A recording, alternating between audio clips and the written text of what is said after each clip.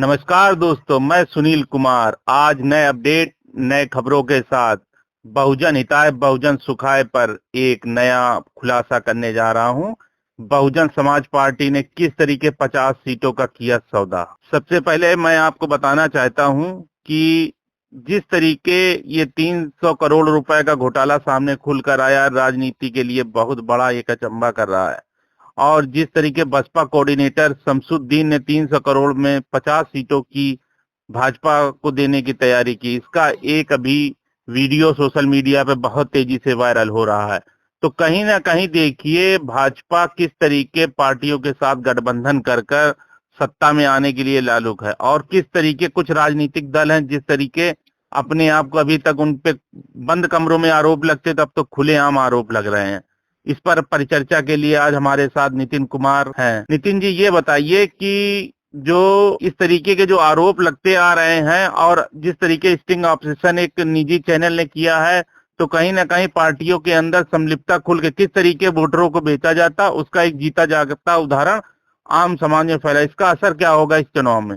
देखिए, बसपा का जो ये रूप सामने आया है, आपको सबसे पहले हम ये बता दें कि ये जो स्टिंग ऑपरेशन किया था, हिंदुस्तान का सबसे बड़ा अखबार दैनिक भास्कर ने करा था और वर्ल्ड का चौथे नंबर पर इसकी रैंकिंग है। और ये विश्वसनीयता इतनी इसकी दमदार है कि कोई इसको नकार नहीं सकता। उसके बावजूद यहाँ पर एक स्टिंग ऑपरेशन हुआ और स्टिंग ऑपरेशन के दौरान बसपा के कोऑर्डिनेटर शमसुद्दीन राइन 300 करोड़ लेकर बीजेपी को 50 सीट देने को तैयार हो गए। और इसमें ये भी आपको बताएं कि जो बीएसपी है, टिकट पैसा लेके टिकट बांटने की जो इनकी रणनीति है किसी से छुपी नहीं है। वही चीज यहाँ पर एक स्टिंग ऑपरेशन में एक पत्रकार वहां पे गए और वहां पर उन्होंने स्टिंग ऑपरेशन किया। आपको ये भी हम सुनील जी बता दें, कानपुर में लखनऊ की एक स्कॉर्पियो पकड़ी गई थी जिसमें लगभग 50 लाख रुपए बरामद किए गए थे और ये गाड़ी आमीन राइन चला रहा था। आमीन जो है वो उरई का रहने वाला है। जांच में पता चला कि आमीन बसपा के जोनल कोऑर्डिनेटर शमसुद्दीन राइन का रिश्तेदार है और ये वही शमसुद्दीन राइन है जिनका स्टिंग ऑपरेशन का जिक्र आज हम कर रहे हैं। और एक बड़ा खुलासा जो दैनिक भास्कर ने किया है, उसके आने के बाद पूरे राजनीतिक हलचल इसमें मच गई है।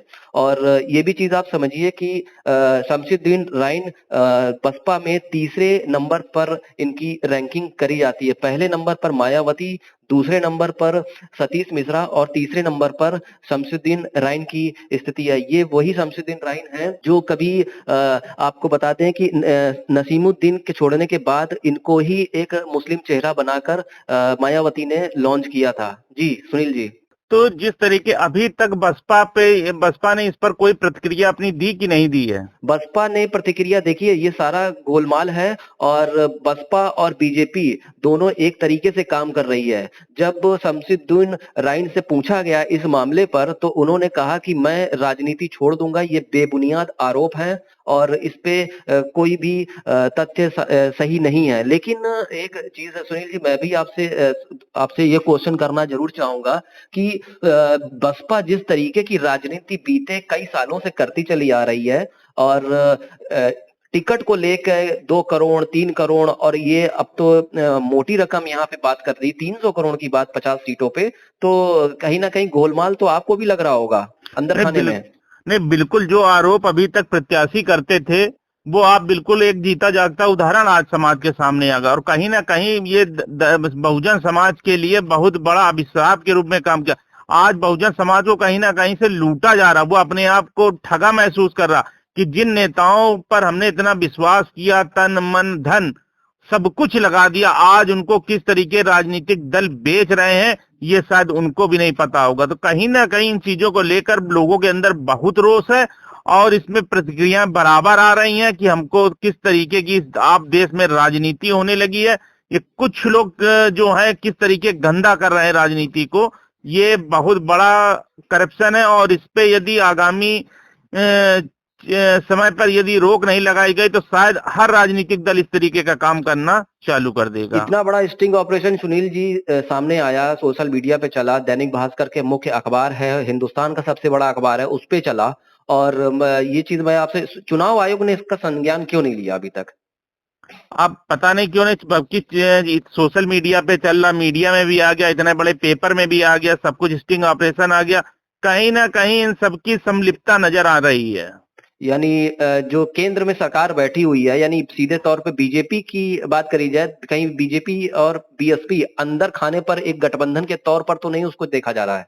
नहीं, बिल्कुल इन सीटों से जिस तरीके का ये रुझान आया हुआ है, एक तरीके का 50 सीटों पर 300 करोड़ की डील, तो कहीं ना कहीं अंदर गठबंधन, क्योंकि एक कॉन्फ्रेंस में मायावती भी बोल चुकी थी कि यदि हमारा कहीं प्रत्याशी हार रहा होगा तो उस प्रत्याशी को जिताने के लिए मैं बोलूंगी कि भाजपा के प्रत्याशी को वोट करे। तो कहीं ना कहीं ये पहले लंबे समय से इनका कहीं चल रहा है ये तो इसमें ये भी खेल। पूरी जो स्टिंग ऑपरेशन है, जो वीडियो सामने आया है, उसमें ये भी बताया जा रहा है कि योगी आदित्यनाथ के बगैर बीजेपी की सरकार बनाना है इसमें। और ये भी बताया जा रहा है कि योगी आदित्यनाथ का कद जो है अमित शाह से ऊपर होता जा रहा है। तो इस पर आप क्या कहेंगे? नहीं नहीं, बिल्कुल योगी की एक अपनी यूपी में छवि बनती जा रही है एक नेतृत्व के रूप में, उसको लेकर बीजेपी बड़ी भयभीत है। क्योंकि सबसे बड़ी चीज, अभी 24 का चुनाव लगा है, 24 के चुनाव में ये कहा गया है कि अब कोई नया चेहरा आएगा, तो नया चेहरा को उभारने के लिए अमित शाह जिस तरीके से देश में अपनी रैलियां जनसभा कर रहे हैं, तो उससे कहीं ना कहीं वो अपने आप को प्रमोट करना, लेकिन उसमें अवरोध का काम योगी आदित्यनाथ कर रहे हैं, जिसको लेकर बीजेपी के अंदर भी बहुत अंतःकलह है, जिसको लेकर अभी सेटलमेंट नहीं हो पा रहा है किसको बनाना तो इसके बाबा को चेहरा हटाने के लिए बीजेपी अन्य दलों से भी अंदर ही अंदर साठगांठ गठबंधन कर रही है। तो ये जो स्टिंग ऑपरेशन चुनाव से जस्ट पहले, जैसे आज तो वोटिंग पड़ रही है पश्चिमी उत्तर प्रदेश में, कल कई सीटों पर आज 58 सीटों पर आज चुनाव भी है, वोटिंग पड़ रही मतदान है, हो रहा। मतदान हो रहा है। और तो इसको आप जस्ट 2 दिन पहले ये स्टिंग ऑपरेशन आ जाता है, तो चुनाव पर क्या असर पड़ेगा इसका? नहीं नहीं नहीं, इस पे बहुत बड़ा असर पड़ेगा, कहीं ना कहीं प्रत्याशियों को और वोटर जो अपने आप को हो, वो कहीं ना कहीं अब दूसरी ओर मूव करेगा, जहां उसके हक अधिकार की बात होगी। ये तो आने वाला अब समय बताएगा, क्योंकि आज वोटिंग हो रही भी इतना नहीं है, लेकिन जो अन्य भी जनपदों में कई क्रमवार होनी है, उसमें इसका असर जरूर दिखाई देगा। बहुत बहुत धन्यवाद सुनील जी, समय दिया आपने। और इस क्रॉस क्वेश्चन जो हम लोग एक नया कि क्रॉस क्वेश्चन करके एक डिबेट को आगे बढ़ाने की प्रक्रिया है, उसमें सामने वाले से भी प्रतिक्रिया लेते हैं, हम भी प्रतिक्रिया देते हैं, तो एक नई डिबेट तौर पे इसको देखा जा रहा है और लोग पसंद भी कर रहे हैं। नहीं नहीं, ये एक नई परिपाटी का आरंभ किया है, और कभी ये होता है, कभी पहले तो जो वक्ता होता था, रिपोर्टर होता था, लेकिन नहीं, अब आने वाले समाज में इस तरीके का हम नया ट्रेंड चालू करें, और लोगों से चाह रहे हैं कि अपने व्यूज जरूर से जरूर कमेंट्स बॉक्स में लिखकर भेजें, जिससे कि हम अच्छी से अच्छी पत्रकारिता आपके बीच कर सकें, और समाज को मुख्य आईने के आपको सामने हम पेश कर चुके हैं। क्योंकि जो आजकल मीडिया है वो असली चीज नहीं दिखा रहा, आपको एक फ्रेमिंग दिखा रहा है, और हम लोग ज्यादातर इस समाज में हो रही घटनाओं को सबसे ज्यादा आपके सामने उजागर करें और सच आपके सामने प्रस्तुत करें। इसी के साथ जय भीम, नमो बुद्धाय।